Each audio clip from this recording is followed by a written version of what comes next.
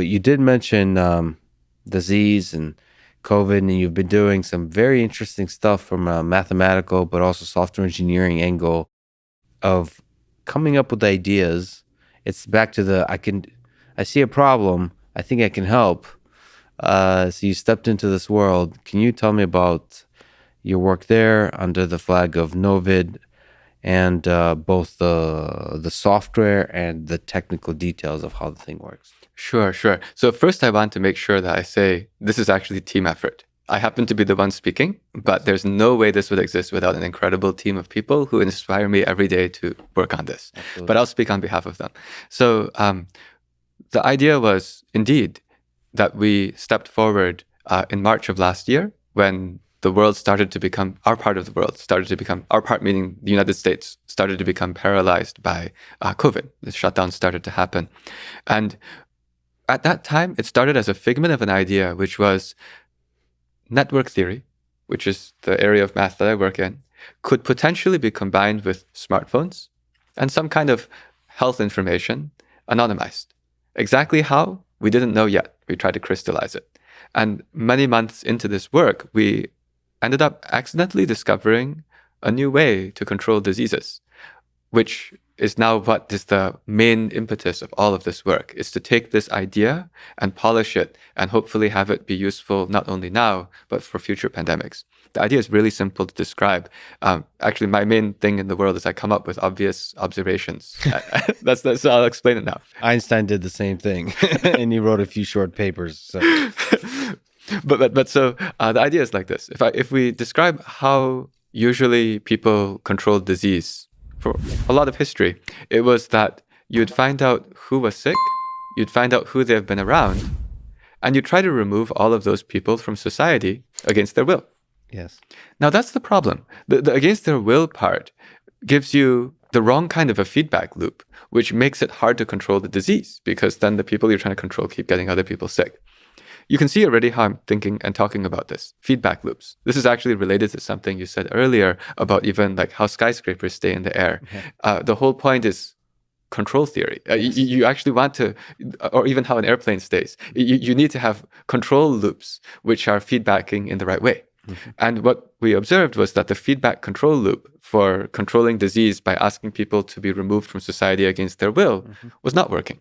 It was running against human incentives, and you suddenly are trying to control 7 billion, 8 billion people in ways that they don't individually want to necessarily do. So here's the idea. And this is inspired by the fact that at the core of our team were user experience designers. That's actually, in fact, the first thing I knew we needed when we started was to bring user experience at the core.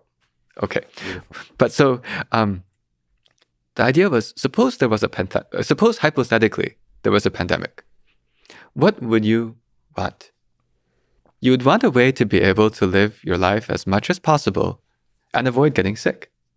Can we make an app to help you avoid getting sick? Notice how I've just articulated the problem. It is not, can we make an app so that after you are around somebody who's sick, you can be removed from society? It's, can we make an app so that you can avoid getting sick? Yes. That would run a positive I don't know if I want to call it positive or negative, but it would run a good feedback loop. Yes. Okay?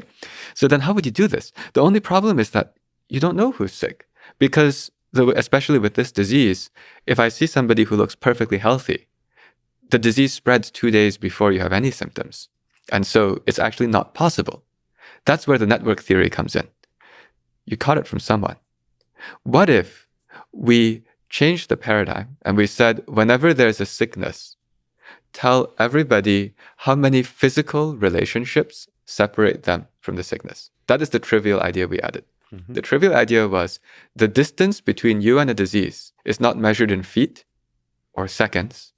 It's measured in terms of how many close physical relationships separate you, like these 6 degrees of separation, like LinkedIn. Simple idea. What if we told everyone that? It turns out that actually unlocks some interesting behavioral feedback loops, which, for example, let me now jump to a non-COVID example to show why this maybe could be useful. Actually, we think it could be quite useful. Imagine there was Ebola or some hemorrhagic fever. Imagine it spread through contact, through the air, in fact. Pretend. that's a disastrous disease. It has high fatality rate, and as you die, you're bleeding out of every orifice. Okay, so yeah, not pleasant. Not pleasant. So the question is, suppose that such a disease broke. Who would want to install an app that would tell them how many relationships away from them this disease had struck? Like a lot of people. A lot of people. In fact, I don't want to say almost everyone. That's a very strong statement, but a very large number of people. That's fascinating framing. Like the more deadly and transmissible the disease, the stronger the incentive to install it in a positive sense. In the good feedback loop sense.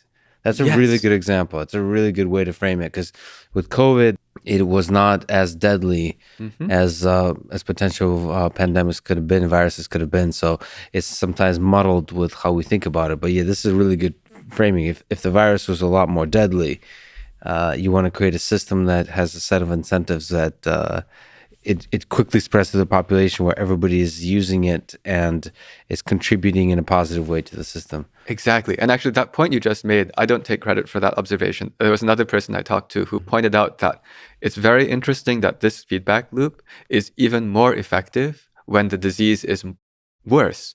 And that's actually not a bad characteristic to have in your feedback loop if you're trying to help civilization keep running.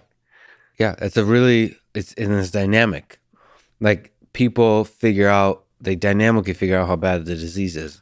The more it spreads and the deadlier it is as the people observe it, as long as the spread of information, like semantic information, natural language information, is closely aligned with the reality of the disease, which is a whole nother conversation, right? Maybe we'll chat about that, how we sort of make sure there's not misinformation while there's accurate information. But that aside, okay, so this is a really nice property. Right. And just going on that, actually just talking more about what that could do and why we're so excited about it, it's that not only would people want to install it, what would they do? If you start to see that this disease is getting closer and closer, we surveyed informally people, but they said as we saw it getting closer, we would hide. We would try to not have contacts. But now you notice what this has just achieved. The whole goal on this whole exercise was you got the people who might be sick and you got everyone else, set A and set B. Set A is the people who might be sick, set B is everyone else. And for the entirety of the past contact tracing approaches, you tried to get set A to do things that might not be to their liking or their will, because that's removing them from society. Yes. We found out that there's two ways to separate set A from set B. You can also let the people at set B, at the fringe of set A, attempt to remove themselves from this interface. It's the symmetry of A and B separation. Everyone was looking at A, we look at B, and suddenly B is in their incentive to do so. Beautiful.